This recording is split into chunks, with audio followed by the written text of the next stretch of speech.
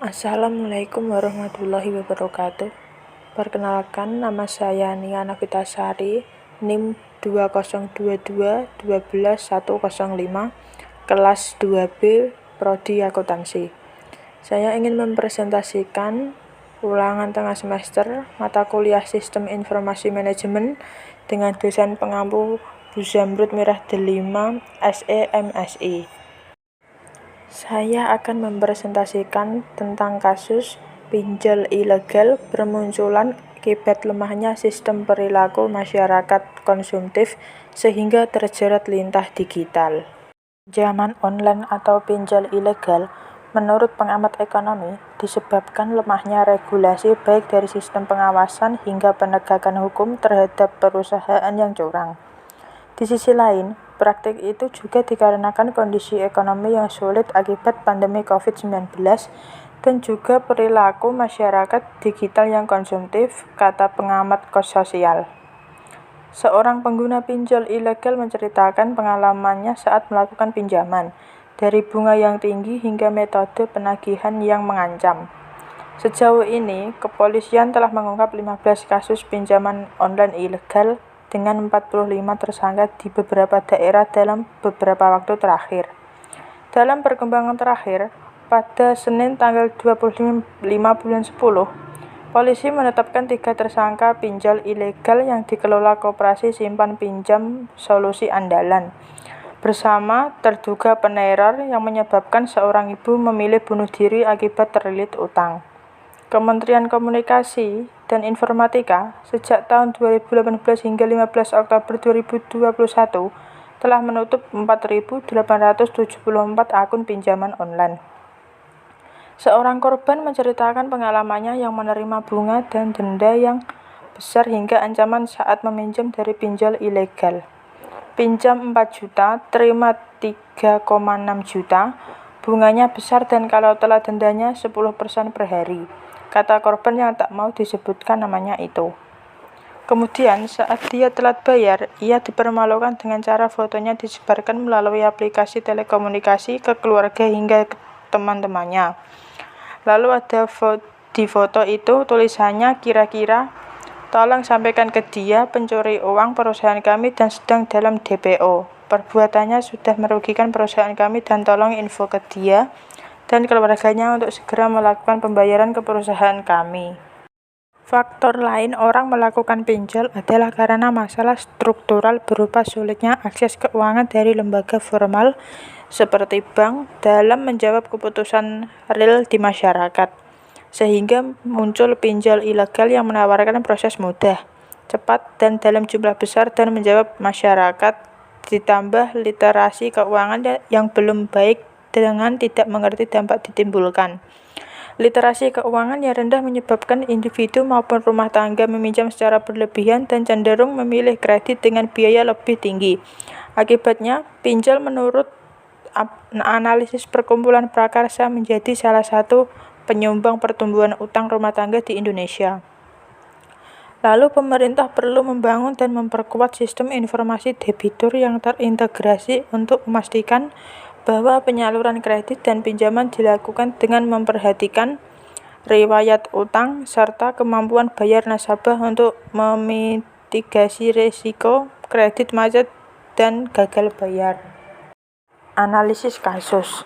Saat ini, pinjol sedang ramai diperbincangkan karena dapat meminjam uang dengan mudah, apalagi yang ilegal.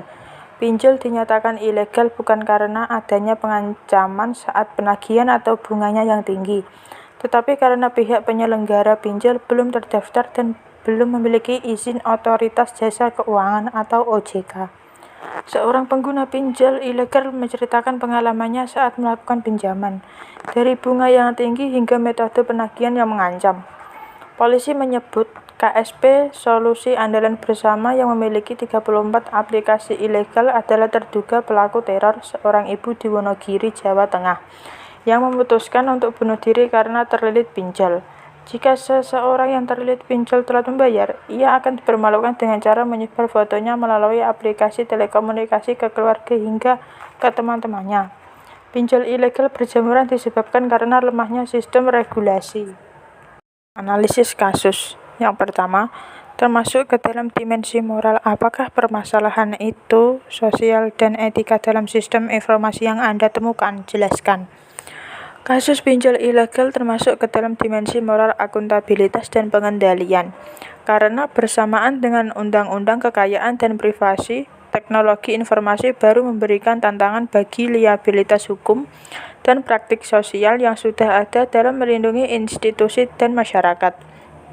Seorang yang mampu menyelenggarakan dan akan diberi sanksi atas perbuatan yang merugikan terhadap informasi individu maupun kelompok serta hak-hak kepemilikannya. Analisis kasus yang kedua. Apakah peraturan yang berlaku di Indonesia dapat melindungi hak-hak korban dari permasalahan isu sosial dan etika dalam sistem informasi tersebut? Cari informasi tentang perundang-undangan yang berlaku di Indonesia. Jelaskan. Iya, karena pemerintah melalui sejumlah kementerian dan lembaga melakukan upaya bersama untuk memberantas dan menindak tegas praktik-praktik pinjaman online atau pinjol ilegal yang dapat merugikan masyarakat. Upaya pemberantasan juga dilakukan supaya memberikan efek jera kepada penyelenggara pinjol ilegal. Pinjol diatur lewat Peraturan OJK Nomor 77 POJK 1 tahun 2016 tentang layanan pinjam meminjam uang berbasis teknologi informasi atau LPMO BTI. Perundang-undangan yang berlaku di Indonesia dalam kasus pinjol ilegal dikenakan pasal 32 Junto, pasal 48 Undang-Undang Nomor 11 Tahun 2008, Undang-Undang Nomor 19 Tahun 2016 tentang Informasi dan Transaksi Elektronik. Jika memberikan ancaman bisa terjerat dengan pasal 368 KUHP dan pasal 29 pasal 45B UU ITE, dan jika melakukan kekerasan fisik dan pengambilan barang bisa dijerat dengan KUHP pasal 170, pasal 351, pasal 368 ayat 1 dan pasal 335 ayat 1 pasca utusan Mahkamah Konstitusi. Analisis kasus yang ketiga. Menurut Anda, apakah perlu Anda lakukan di kemudian hari agar Anda terhindar dari permasalahan isu sosial dan etika dalam sistem informasi yang Anda temukan tersebut? Jika ingin meminjam online, harus kita pastikan pinjol terdaftar di situs resmi OJK atau tidak. Terdapat identitas pengurus dan alamat kantor yang jelas. Pengajuan pinjaman yang seleksi terlebih dahulu oleh perusahaan pembiayaan, bunga maupun biaya pinjaman atau free transparan, dan pinjol tidak meminta deposito di awal tahap peminjaman. Sekian presentasi yang dapat saya sampaikan. Jika ada kurang kata saya mohon maaf. Burung dara, burung cendrawasih bisa dicari dulu di Papua. Cukup sekian dan terima kasih. Semoga bermanfaat untuk kita semua. Wassalamualaikum warahmatullahi wabarakatuh.